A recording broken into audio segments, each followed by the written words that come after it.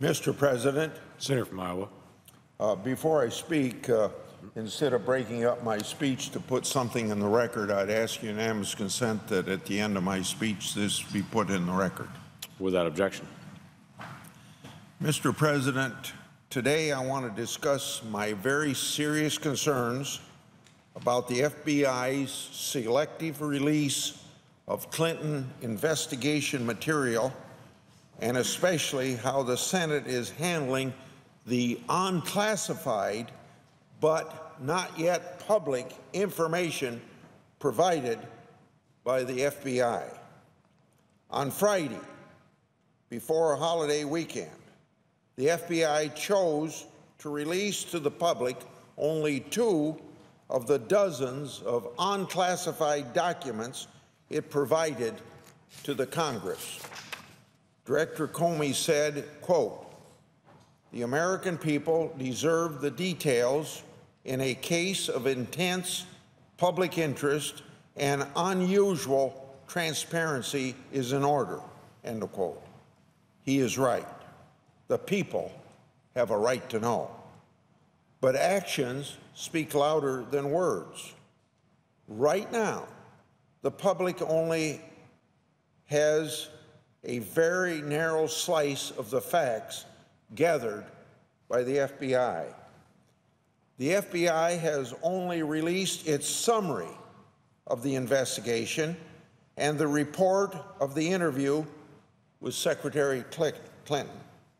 However, its summary is misleading or inaccurate in some key details and leaves out other important facts altogether.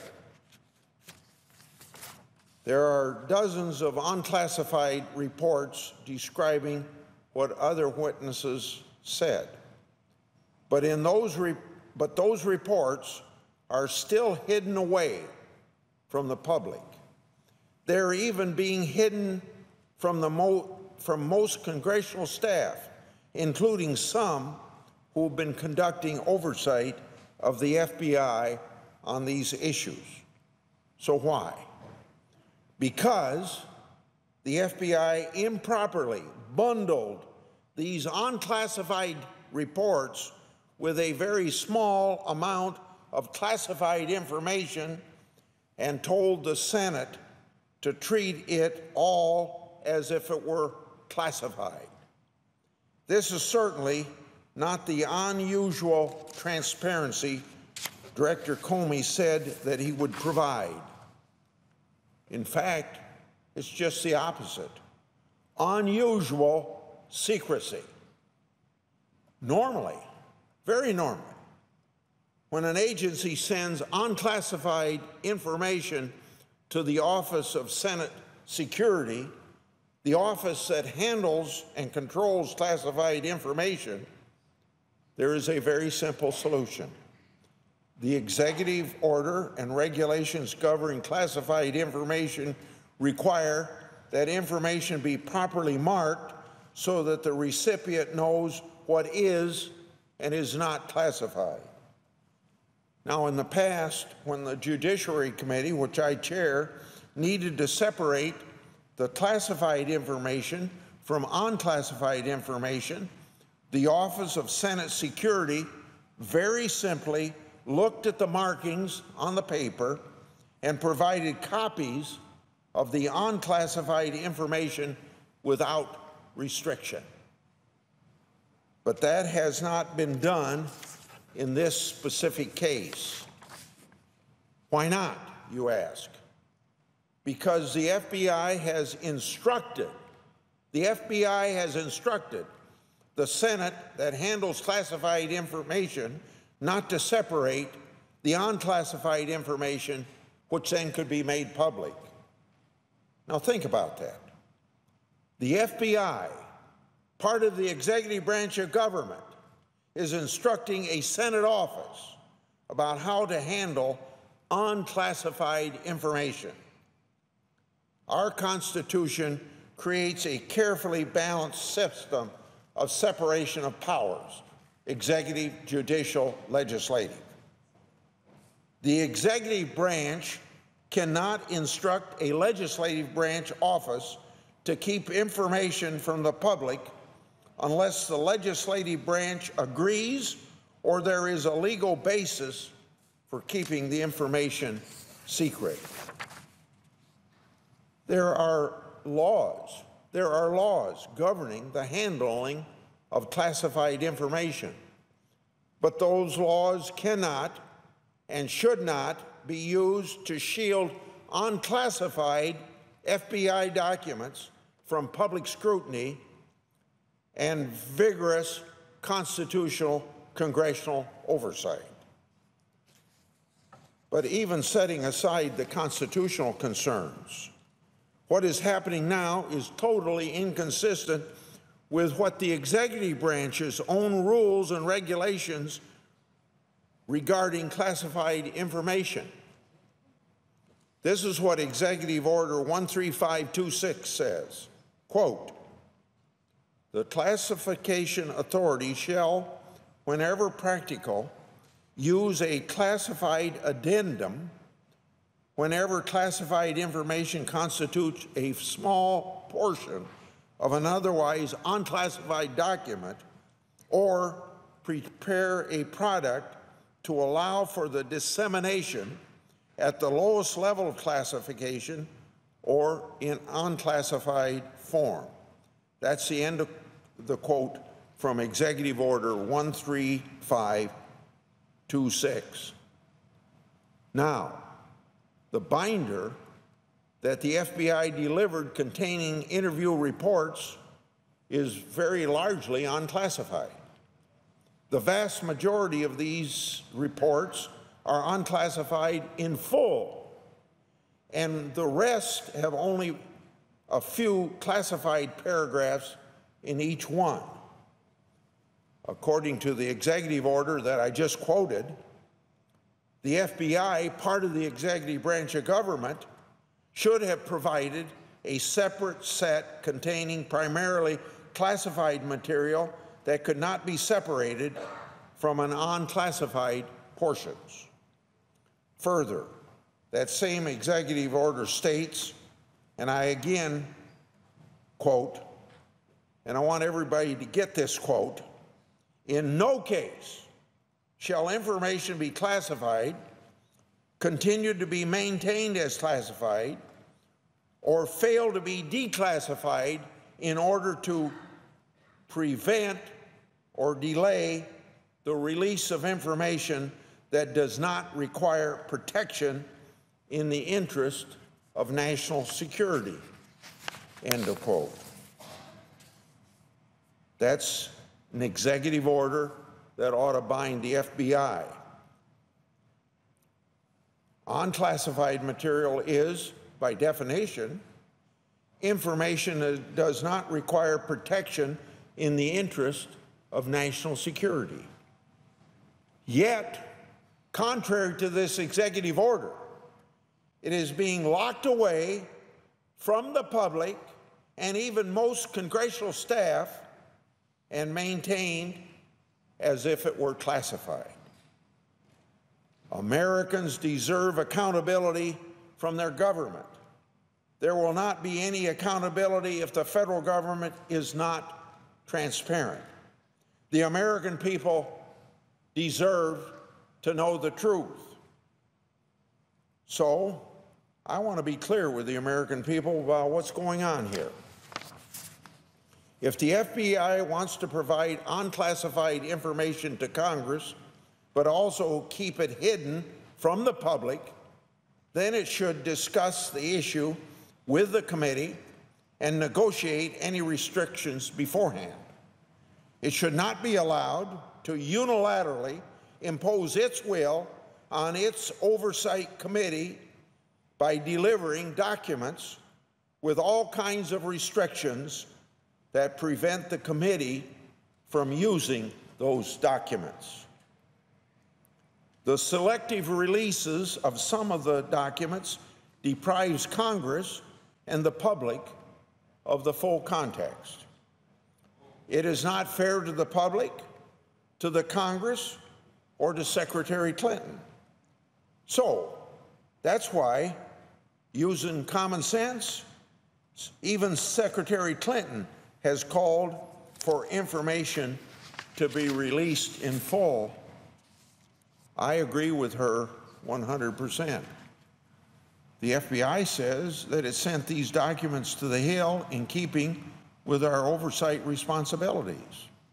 Well, oversight and investigation means more than just receiving whatever information the FBI provides.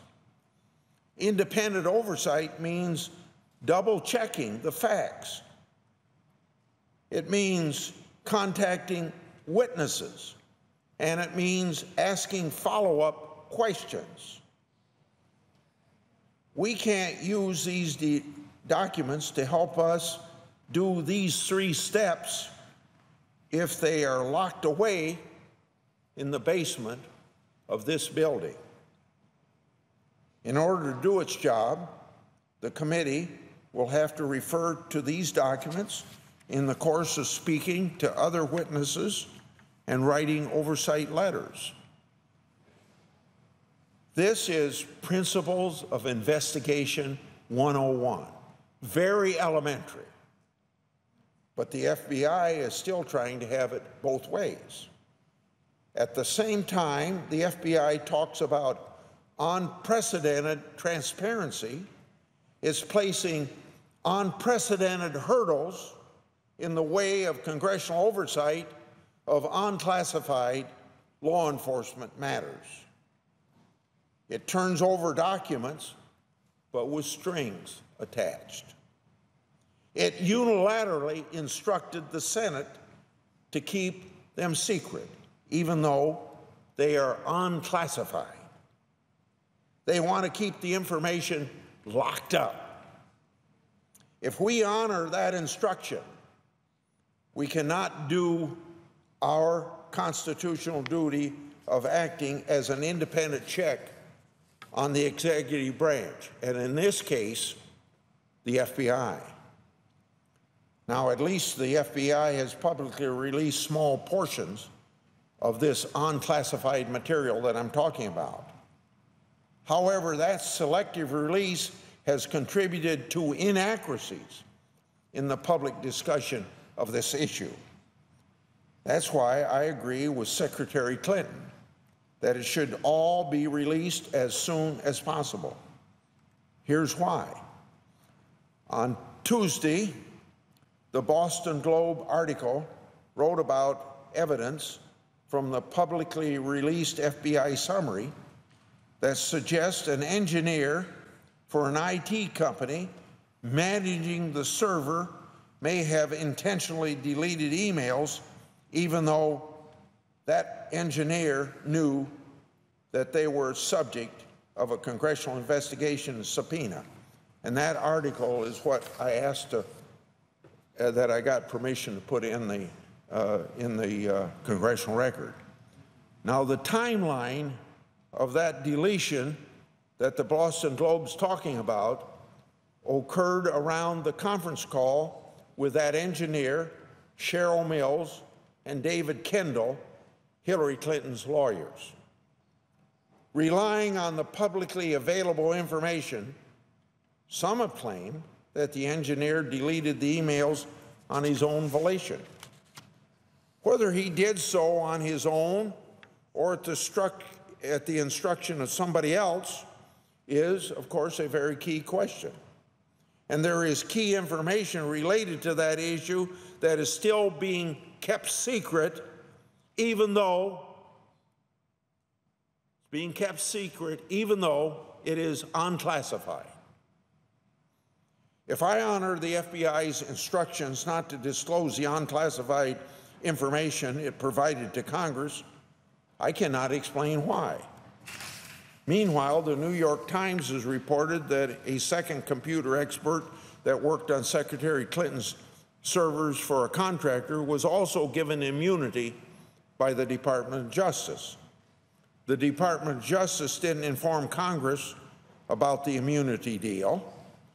The Department of Justice is briefing the New York Times anonymously while refusing to answer questions from its oversight committee about the immunity deals. Now, what is there about the New York Times gets information for investigation, but the Committee of Congress doesn't get that same information? At the same time, it is putting a stranglehold on unclassified documents that describe what these witnesses said to the FBI. This is the opposite of the transparency that we're told by the FBI is so important, because this is a high-profile case. The other witness granted immunity, Brian Pagliano, pled the Fifth to the Congress. Congress has a right to question these individuals. They have reportedly received some sort of immunity for their cooperation with the FBI. The public ought to know what information they provided in exchange for a get-out-of-the-jail-free card. The American people deserve the whole truth. The public's business ought to be public, and if it is not classified, then all the facts should be part of the public discussion. Inaccuracies are spreading because the FBI's selective release. For example, the FBI recently released summary memos. I want to start over again. For example, the FBI's recently released summary memos may be contradicted by other unclassified interview summaries that are being kept locked away from the public. Unfortunately, the public can't know, without disclosure of information, that the FBI has instructed the Senate not to disclose. I've objected to those restrictions. I have written to the Office of Senate Security twice now, noting that the Judiciary Committee did not agree to those restrictions. I have asked the FBI to provide the unclassified material directly to the committee. That letter has not been answered. These kinds of restrictions and document controls on unclassified information have no legal basis, and there is no authority for them. They are unprecedented and out of bounds.